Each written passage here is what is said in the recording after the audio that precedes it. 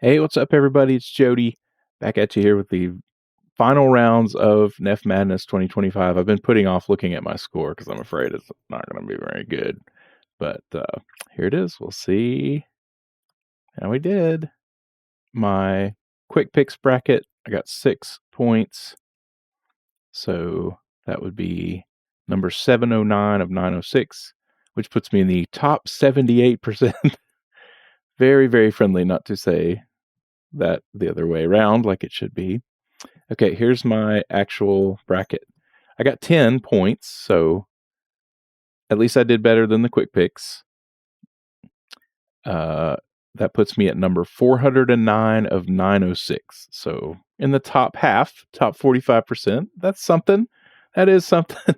A little hard to swallow, but that's okay.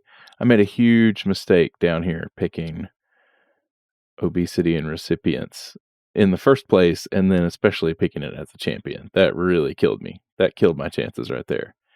I think the champion actually ended up being CAR T for autoimmune disease, which I didn't even pick in the first round. So I was way off from the blue ribbon panel this year, but not as far off as 55% of people who played. So I'll take that. Okay, here I am. Page 8 of the results. So if anybody happens to look through all of the results and stops randomly in the middle of page 8, there we are, Knowledgeable Provider Podcast. That's the other thought on this, is to give some publicity to the podcast and get the name out there, but I have to look pretty hard to find it this year. Let me see if anything. I don't see any entries around me that are obviously like from a university or some group that would be interesting. It seems like a lot of people just do the same bracket twice. Like, do 2 different brackets. Why would you submit the same bracket twice? Okay, well, I guess that's the end of Nef Madness 2025. I wouldn't say I'm pleased with the results, but it could have been worse. I'll say that.